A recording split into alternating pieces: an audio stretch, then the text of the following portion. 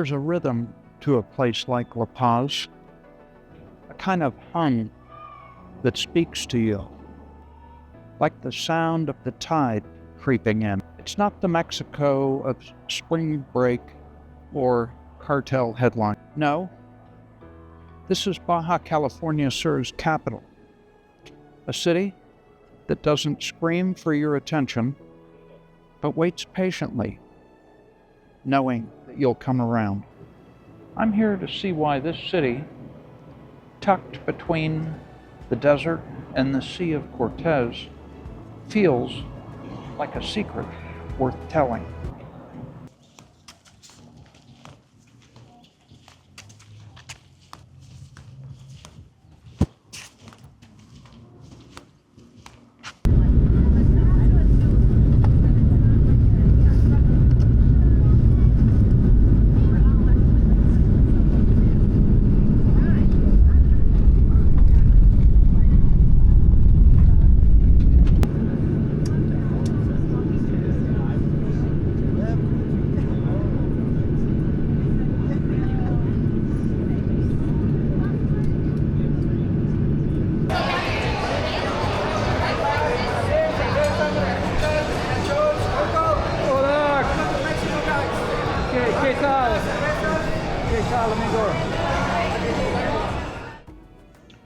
The story starts centuries ago, 1535 to be exact, when Hernán Cortés rolled into town, chasing pearls and dreams of conquest.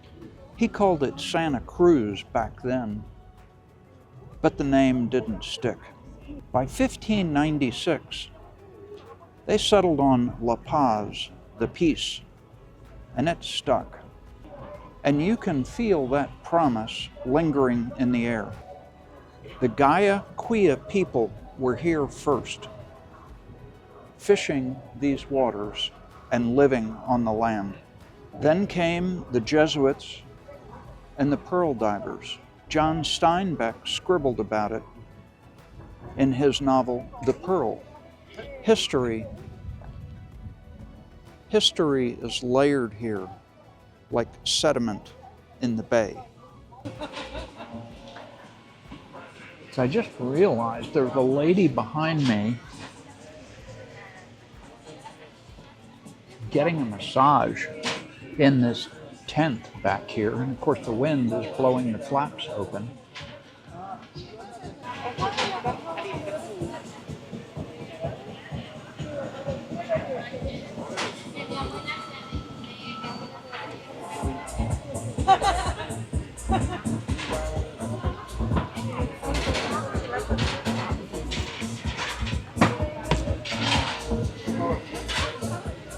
So welcome to La Paz.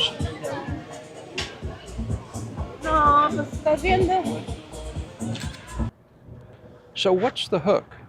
Why am I here? It's the food, for sure. Fish tacos so fresh, they practically swim off your plate. It's the promise of something raw, something real. But I've got questions about this place.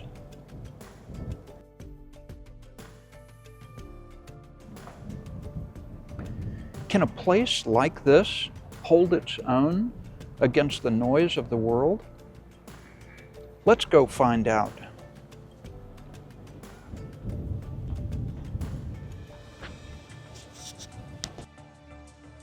You don't come to La Paz for skyscrapers or all-you-can-drink wristbands. You come for this, Balandra Beach, a postcard that doesn't need a filter. The water so clear you can see your own shadow on the seabed. And that rock over there, a natural sculpture carved by wind and waves, like a middle finger to time itself. Out here, it's just you and the sea.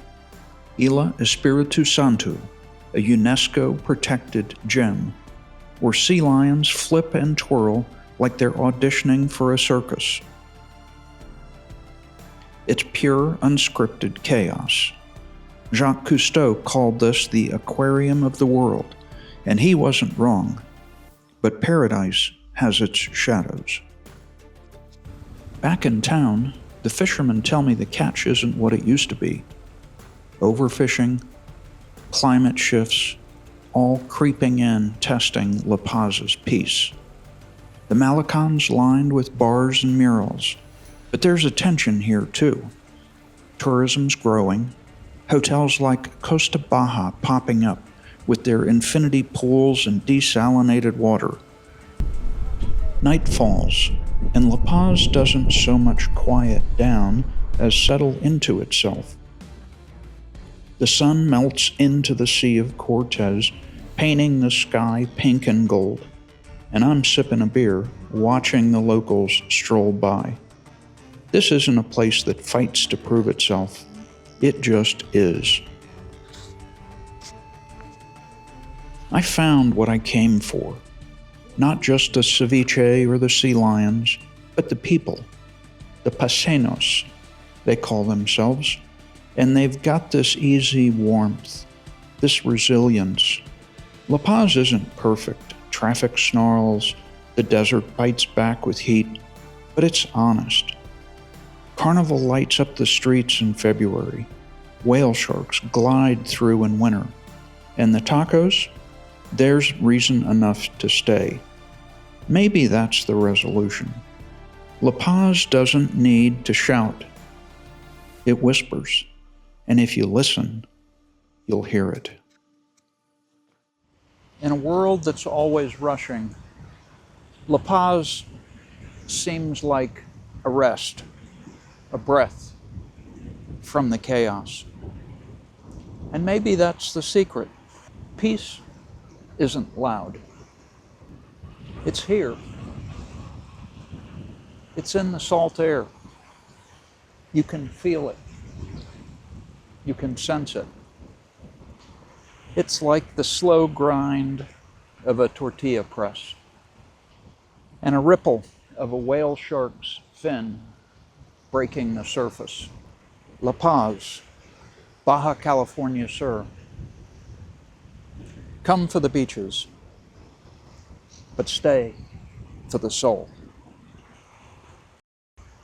I've really enjoyed getting to know La Paz a little better and getting out to see some of the areas that I hadn't been to before, to really try to find the lost soul of La Paz, to get away from the Malacon a little bit, but also to spend some time on the Malacon.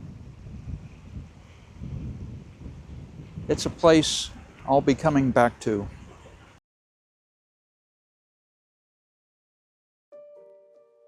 I hope you've enjoyed watching this episode about the hidden soul of La Paz. I've really enjoyed putting it together.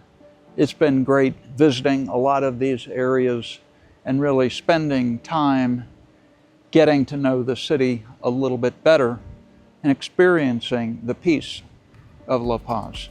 If you're enjoying this content that I'm bringing you from the ragged edges of the world, please give me a like and subscribe. That really helps my small channel grow more than you realize. I've been trying here these last few videos a little different approach, trying to understand the tension between the natural beauty of a lot of these areas and the threats that are posed to them by growth, population, expansion, and pollution. If you'd like to hear more stories from the ragged edges of life, please give me a big like and subscribe. I'd really appreciate it. Thanks again, and have a great day.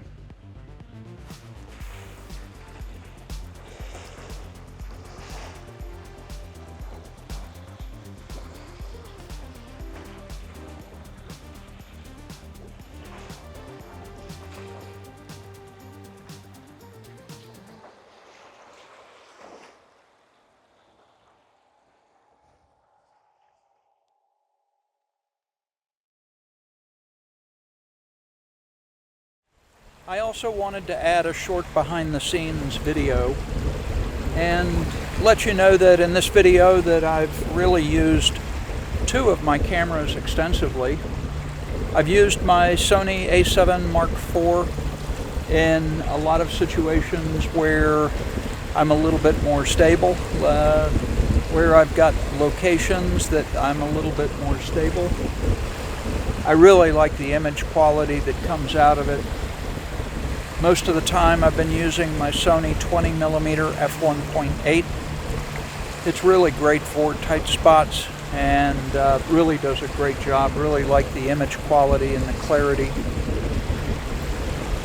But I've also used my Tamron 28-75 zoom f2.8, and for a couple of shots I also used my Sony 35mm 1.4 G Master. Probably could have done without bringing that lens, but I had room for it. With my action cameras, I have made the switch over to DJI. I'm using the DJI Osmo Action 5, and I have been very happy with that. I really love the battery life. I also really love the DJI Mic 2, which wirelessly integrates in with the camera. It gives you remote control on/off, also remote control of the noise reduction. I found that very handy if I'm in a car situation, and generally it just does a very good job. I've got really good exposure control with it. Of course, developed everything with Adobe Premiere Pro, so been pretty happy with things, and I feel like I've been able to make a step up in the quality of my video and the quality of my audio. I'm also using the Sony ECM M1, I think it's called, mic that is connected to the hot shoe on my Sony, and have been pretty happy with that. I would like to hear any comments or any suggestions that you might have of what I can do to improve. I have been using neutral density filters on everything. I'm currently using on my Sony a Peter McKinnon 2 to 5 stop VND, and on my DJI I've got the DJI 3-pack, the 8, 16, and 32 ND filters. Been pretty happy with those. So that's it. Just a little end note on some of my equipment. Any questions, comments, let me know. Thanks again.